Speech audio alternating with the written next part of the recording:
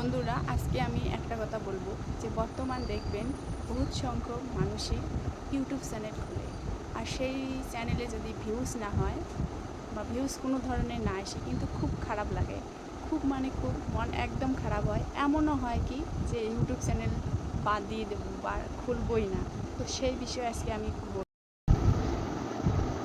এমনকি ভালোও লাগে না যে আমি আরও ইউটিউব চ্যানেলে কাজ করব বা ভিডিও বানাবো, একদম ভালো লাগে না। এই যে আমি যে এই ইউটিউব চ্যানেল খুলেছি, এই সমস্যা কিন্তু আমারও ভোগ করতে হয়েছে। শুধু আমার না, আমার মতো যারা যারা খুলছে প্রথম অবস্থায় সবারই কিন্তু এই সমস্যা ভোগ করতে হয়েছে। কারণ তুমি তো ইউটিউবের এমন কেউ ফেমাস না। হয়তো আমার এক কোনায় বাড়ি, আমাকে কেউ চেনে না, হঠাৎ করে আমার মন চাইলো যে আমি ইউটিউবে কাজ করব, ইউটিউব চ্যানেল খুলবো বা সোশ্যাল মিডিয়া থেকে 2-1 পয়সা কাজ ইনকাম করব। তারপরে আমি চ্যানেলটা খুলবো না? তো তাহলে আমার জিরো থেকে কীরকম করে ভিউজ আনতে হবে, কীরকম করে কাম করতে হবে, তাহলে যে কীরকম করে কাম করতে হবে। আসলে বন্ধু কি জানেন তো, এই সমস্যা শুধু আমার না, সবারই ফেস করতে হয়। তো এত কথা না বলিয়ে, আপনাদেরকে নিরাশ না করে আমি শর্টকাটভাবে বলি যে যে এই ব্যাপারটা সমাধানটা কী। আর বন্ধুরা, আমার নাম শিপ্রা পারভিন। আমার ভিডিওটা যদি অবশ্যই আপনাকে ভালো লাগে তাহলে অবশ্যই আমার চ্যানেলটা সাবস্ক্রাইব করে দেবেন, ভিডিওটাতে লাইক দেবেন, আর পাশে থাকার জন্য বেল আইকনটা দাবিয়ে দেবেন। তো আমিও কিন্তু নতুন অবস্থাতে ভাঙাচিরা দিয়ে শুরু করছি, যে প্রথম অবস্থাতেই আমার ক্যামেরা একটা থাকবে, ল্যাপটপ থাকবে, সব কিছু, একটা মাইক থাকবে স্পেশালি, এটা কিন্তু না। প্রথমে কিন্তু ভাঙা অবস্থায় সবারই থাকে, ভাঙা অচিরা অবস্থা দিয়ে কিন্তু সাফল্য অর্জন করতে হবে।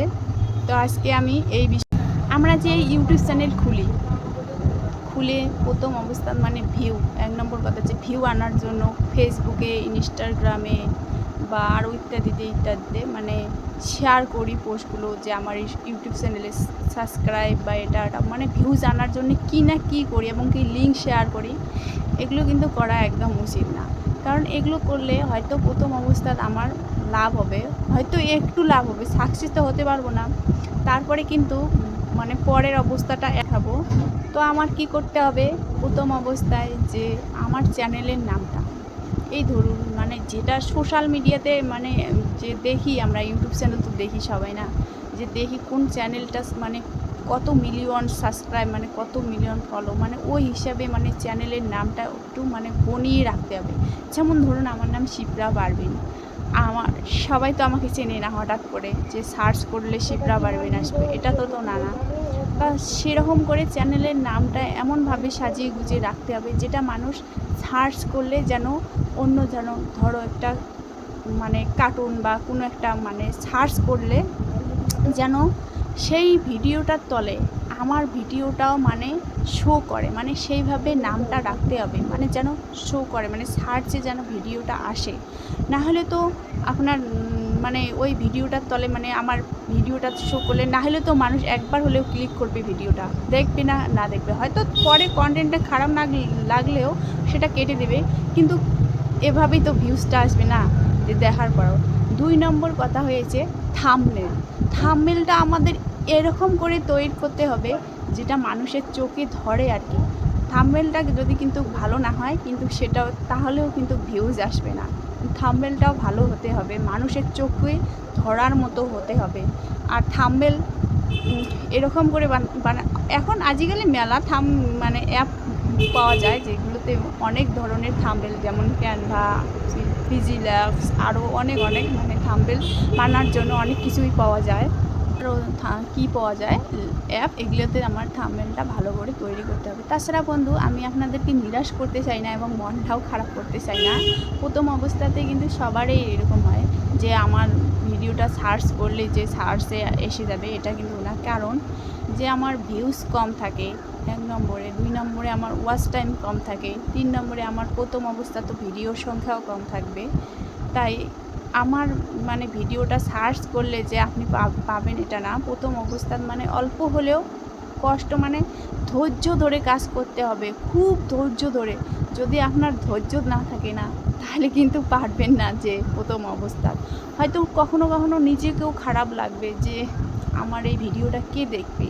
আমার তো গলার সুর বা আওয়াজ এগুলো তো ভালো না, আমি ভালো করে কথাও বলতে পারি না, তাহলে কি হবে?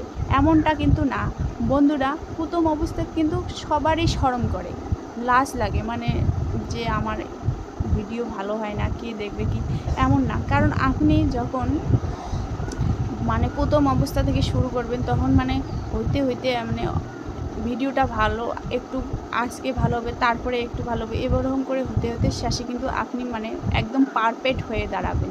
তারপরে দেখবেন আপনার কন্টেন্ট কীরকম হয়, তারপরে আপনার ভিডিওর সংখ্যা বেড়ে যাবে, তারপরে আপনার ওয়াচ টাইমও বেড়ে যাবে, ধরুন 100-200 এরকম করে।